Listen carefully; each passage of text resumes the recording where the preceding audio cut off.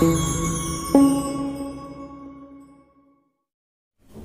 January 2020, President Trump ordered an airstrike in Iraq to kill Iran's top military general Qasem Soleimani, a move that was considered by previous US presidents as far too provocative. Following the killing, hundreds of Iran citizens hit the street to mourn the general. Iran was furious and vows to retaliate, ultimately firing missiles at Iraqi bases housing American soldiers. Though none of the lives were lost, but Iran-US relationship hits the new low. America's past actions are not very helpful either. In 1953, US staged a coup and removed Iran's democratically elected prime minister out of power and installed Mohammad Reza Pahlavi back with absolute powers. This continuous interference of US into Iran's domestic politics is hated by the citizens. After 1979 revolutions, US and Iran were at the deadlock. Though American-Iranian relationship was never too good, 1980s in particular was tough time for both. Given Iran's hostage crisis, Iran-Iraq war, declaration of Iran by US as state sponsor of terrorism, and shooting down of Iranian plane by the US only added fuel to the fire. Clearly, Iran and US were not on the same page. In 2013, US under Obama administration tried to normalize the relation by signing Iran nuclear deal. But with President Trump's election into the Oval Office burned the bridges built so far.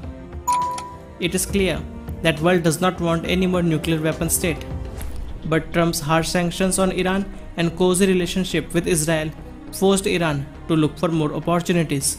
Now we know why Iran is forging relationship with China. Let's talk about that $400 billion deal. China's recent interest on Iran is not so new. It always wanted a limited stake at Middle East, especially to secure its energy needs. The $400 billion investment is equal to Iran's current economy, though it is mainly focused on economic partnership but have few clauses of security partnership as well.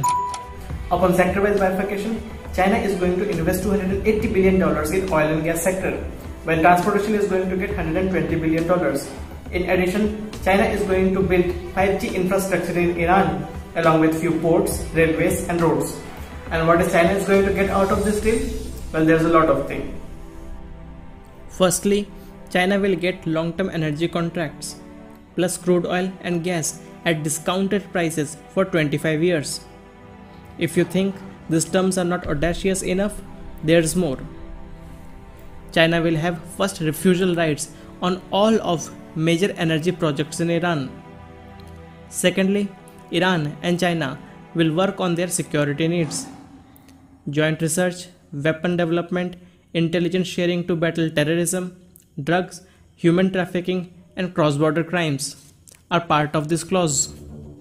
While Iran have most of its complaints of drug trafficking, human trafficking and cross-border terrorism are from Pakistan, specifically Pakistan-controlled Balochistan. It would be interesting to see how China is going to act against its all-weather ally Pakistan in order to satisfy Iran needs. Going back to the deal, China is going to build Bandar-e-Jazd in Iran, a new port. But what is even more concerning over here is Iran is going to hand over Kish Islands to China.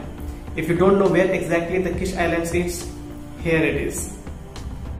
Let me tell you that it is exactly at the entrance of Strait of Hormuz, the famous strait from where 1/3 of world's LNG and 25% of total global oil consumption passes through. Since neither Iran nor Chinese government have confirmed the reports, we do not exactly know whether these islands will be part of economic or military partnership. If in case these islands become part of China's military alliance, it will send the whole world in distress, because China will now have the power to block the passage. One of the countries most affected from this will be India. India have invested billions of dollars in Chabahar port in order to do trade with Afghanistan and Central Asian countries. But what is even more concerning here is 2/3 of India's crude oil and half of India's LNG passes through this strait. If this strait is blocked, it will send even more wrong messages and create even more challenges for India. Though Iran and India are historical allies and Tehran have time and again assured New Delhi that strait will be safe and open for India. We cannot say anything till the deal comes to light. Moreover, if Iran decides to block the strait, it will create even more challenges and concerns for Iran from the world community. Iran's own supplies like medicines and other essentials too passes through the same passage. A blockage of the strait will be a double-edged sword.